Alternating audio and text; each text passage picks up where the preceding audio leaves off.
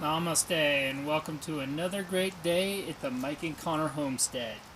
Had a bit of a busy week, wasn't able to get behind the camera this week, but here it's Friday night and I figured what a great night to do a video. I have a little action going on around the homestead.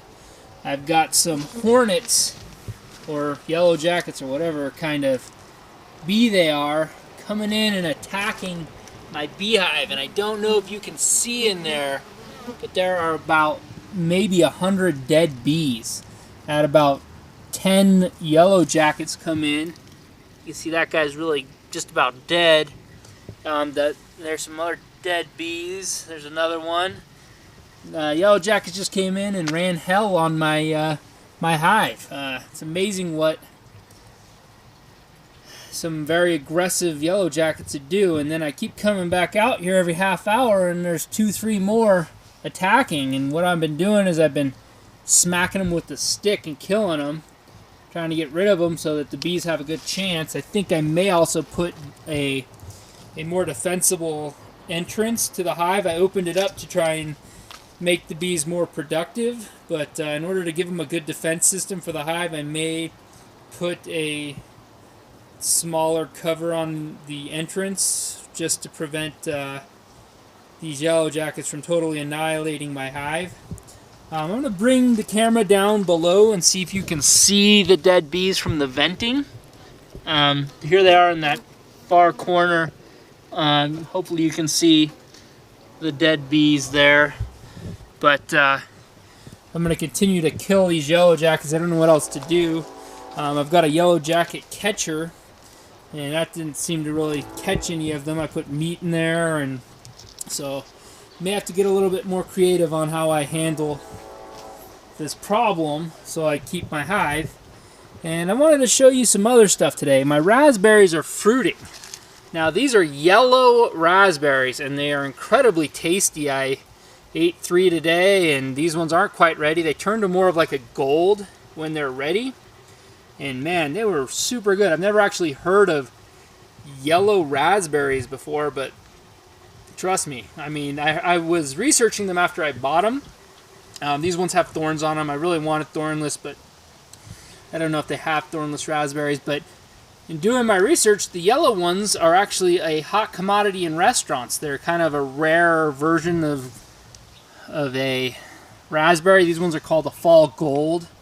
So, yeah, wanted to show that in this video because if I haven't seen it, I'm sure maybe some of you haven't either, and wanted to share with you my thoughts on the quality of the vegetable. So, and then over here I've got the red raspberries. I already ate a bunch off this one, but I have some that are just now getting to be ripe too.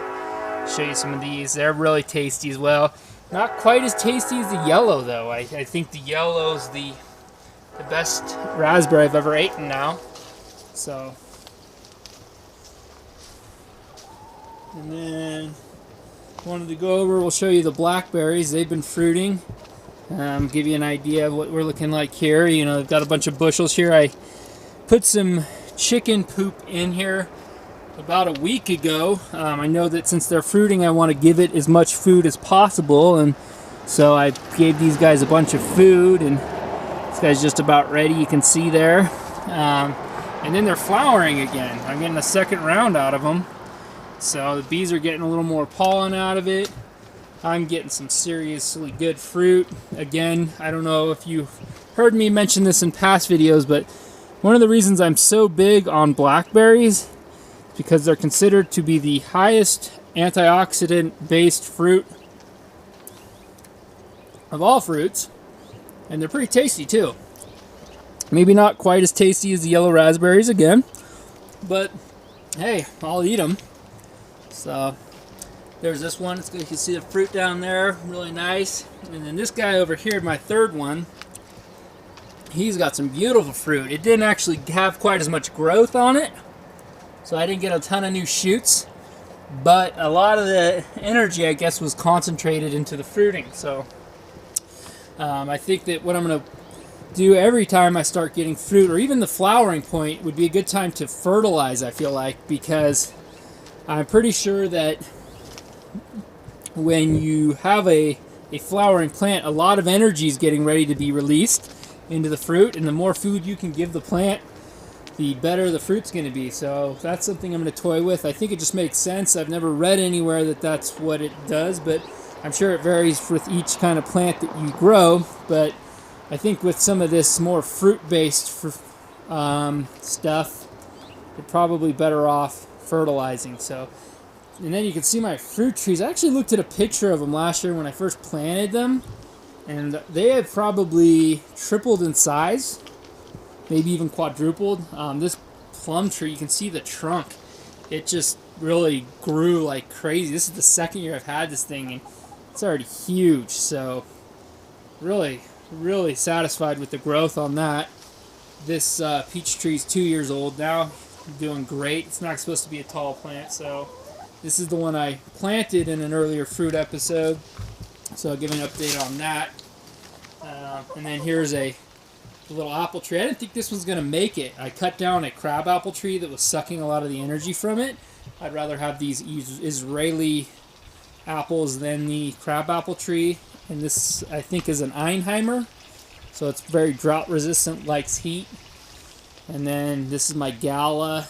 Looks like he's doing really good.